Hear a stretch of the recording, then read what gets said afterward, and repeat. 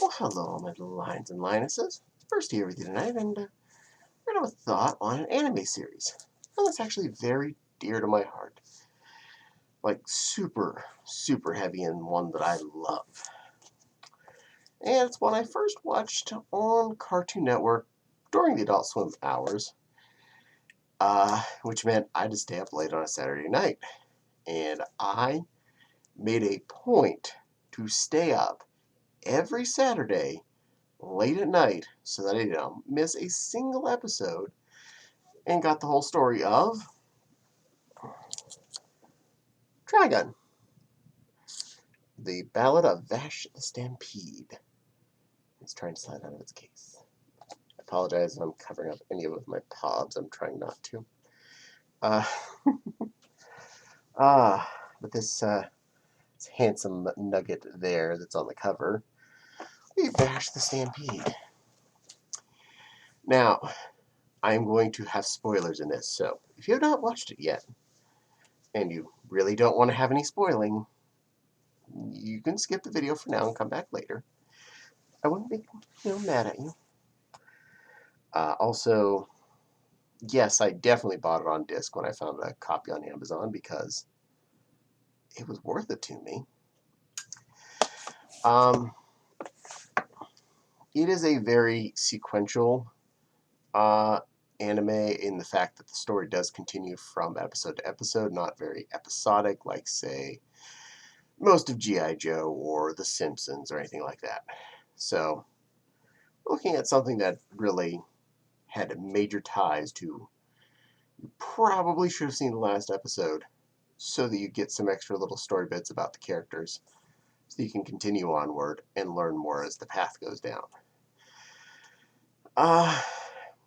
And this will be a story that doesn't necessarily start in the beginning, which is okay, honestly. I'm finding that being a very good tool to start kind of in the middle of a character story. Not necessarily the middle, just not quite the beginning. And then venturing back and filling in the gaps as you need to.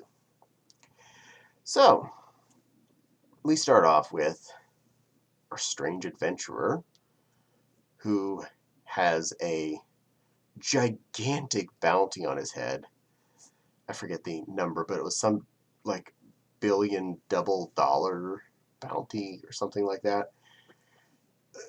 An exorbitant amount of money on his head for a crime he kind of committed. Like lots and lots of destruction. Hence his name, Vash the Stampede. Now, this poor fellow is a pacifist who doesn't want to hurt or kill anyone. But he will wound to stop other people from getting hurt. So, he's a gun holder. He's a gun-toting fellow in this odd, kind of futuristic, but kind of steampunky environment that they live in, which gets explained as time goes by. Sort of. Now, he's roaming around trying to not get taken in as a bounty and just trying to live his life as a wanderer. He wears an awesome red duster coat. He carries a six-shooter type revolving gun, which is more than what it looks like, but that's later on. And anytime they show him without his shirt on, kind of cleaning himself up, you can see all of the wounds he has taken while trying to avoid giving out any of those wounds. Yeah, willing to take a bullet, but does not want to take a life whenever possible. True dude.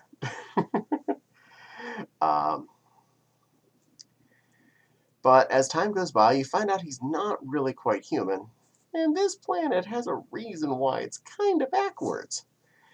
About a third or upwards of halfway through the series, they go back and show when he was born, and so was his twin brother. They were somehow created in the reactor cores of spaceships that were housing kind of refugees. They're not entirely clear as to why they were vacuuming their previous planet.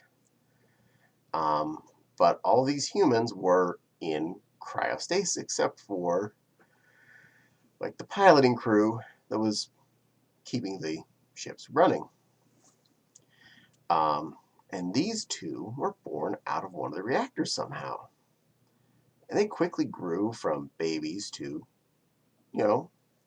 teenage-ish. And the Vash was always very caring about life, while his brother, Knives, was not quite as much. And unfortunately, due to an accident or desired result, the ship started to crash, etc. Bad chaos happened, and they crash landed on this planet, this desert planet, which was not their intended target. But in the end, they were able to at least save most of the lives that were in these stasis ships, making them land successfully on this planet where they weren't planning to go to. Instead of a lush green planet to repopulate, they ended up in this big desert dust ball. So we had super enough technology for solar system travel, and now we're down to kind of steampunk, because as they crashed, they didn't have the ability to continue to reproduce the technology level they had before. A lot of large constructs were made right at the point of landing. But as time went by, pretty quickly, people weren't able to have been educated enough to understand them, and they just became either somehow functional relics, like power plants that somehow produced energy, but the people that were getting the energy didn't understand how it came from. Most of the set pieces from this show were very beautiful, very super steampunk, very functional, weird constructs. It's hard to explain in that sense, but things like a gigantic light bulb-like structure was part of a power plant. And it's just how it was. There was a big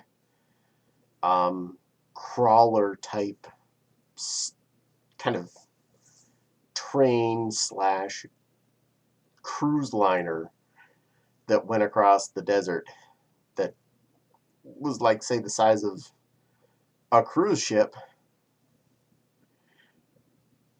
yet no reason why this should have been what was constructed. Because a lot of this came from hand-me-down knowledge and reconstruction and lack of knowledge of where things came from and just fixing and whatevering, and this world just sort of came to be. Now, back to the actual point of this series, you have all these people trying to kill this guy who found out after they'd crashed and had been living on this world for a long time. He found out, well, Vash and Knives, not being human, don't exactly age past a certain point, really. They get to look in their mid-20s for seemingly hundreds of years. Kind of cool, but kind of sad, because then they're just living through everyone else's lives over and over again, and they're just there. Knives has these two handguns constructed. They one for him and one for his brother. And they are actually more than just a gun. They merge with their arm, and to the fact that they are born of kind of a nuclear reactor, space reactor thing, they actually have an energy weapon in themselves. And the gun is actually kind of a control point catalyst, so that they become kind of a, their arm becomes a giant kaboomer gun that isn't necessarily in their 100% control. Because that's where his bounty came from. Not to his choice, his gun arm was triggered, and he kind of blew up a city. He never understood what happened for the longest time. He just knew that it was his fault that all these people ended up dying. That kind of sucks for someone who's super pacifist. But he did everything he could since then to make up for it and help people.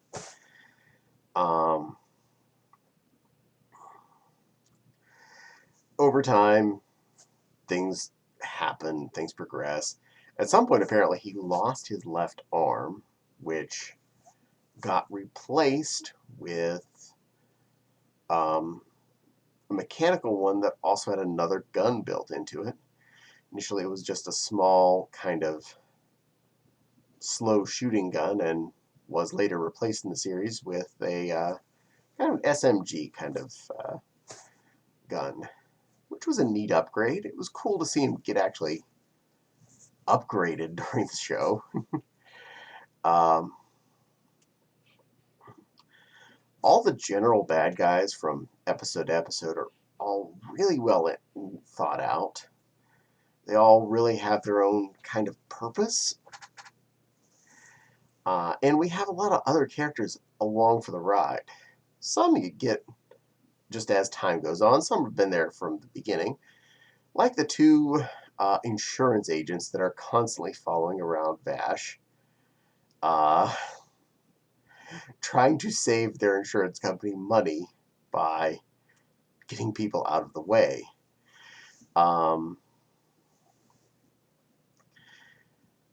They're fun in themselves. They are two girls that are actually capable of defending themselves. Millie and something Derringer. Millie is just kind of a sort of a slow-witted person, but she's really strong and really cares about things. And the faster, smaller something Derringer, her key is she carries a bunch of Derringers, which is a small 1 or 2 bullet handgun, usually holding 22 caliber shell. Fun fact.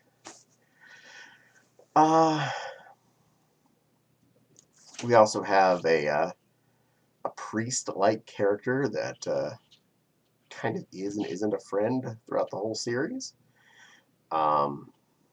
He has a cool cross thing that he carries around that also has a bunch of handguns in it, and is also a big gun of itself, and a rocket launcher, and it's really kind of neat. I don't want to spoil everything, mind you, or every point of every episode, but he's really fun, and it's cool that he becomes a big part of the show. But it's got a lot of heart, and it's a very pretty show. And it's one you actually feel for that poor Vash throughout the entire series, especially after you've seen it once all the way through. And then you go back and see all the places where he makes decisions, not for his benefit, but for everyone else's benefits. And you see why it hurts him. You see where his loss feels. And it's definitely one worth watching at least twice. Once to see it all the way through, And once now knowing, you know, what's all been let out of the bag, because it becomes a whole different adventure on playthrough 2, effectively. Even though it's the same thing, but you know where all the players lay on the field. You know why they're wrong. You know why what's broken. You know why everyone isn't messed up in the way that they are. And it really makes you see all of them in an entirely second way. So, yeah. One of my absolute favorite anime series. I will recommend that one for ages. It's not a super long one. Remember how many episodes it was, but reward of 60 billion double dollars. It says on the back here. Trying to see the episode count of the length. Can't always read the fine print without my glasses on, so apologize. And I don't have all this stuff memorized. I don't plan ahead. I just make stuff. But it's a really fun series, and one worth rewatching.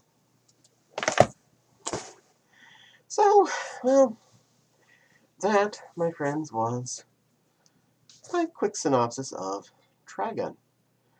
The Ballad of Vash the Stampede.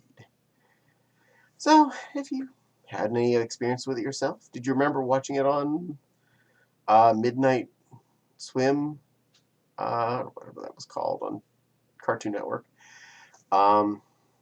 Or did you see it somewhere else? And what do you feel about it? Hate it? Love it? Whatever. Let me know in the comments. I'm always interested to see other people's opinions on stuff that I particularly like. And, of course, don't forget to like and subscribe. The little dingly bell for the little dingly bell will let you know when I post a new video. Who knows? Could be another Bursty video. She's been on my mind a lot lately, so she's been getting to be on my body a little more. And my Patreon link in the description box below, if you are so inclined. But it's not required. I don't hide anything behind the paywall. Every video comes up at the same time for everyone.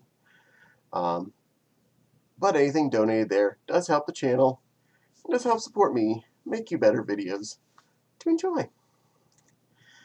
And parting though is such sweet sorrow, I definitely want to thank you again for watching my video. Every time someone watches my video and I see that counter go up, it really does hit me hard. I love it. It makes me so happy to know that people are paying attention. But for now, thank you for spending time with this kitty, and I'll see you again on another video. For now, stay pretty and stay fluffy, and I'll be thinking of all you. Yep. I can't stop the video.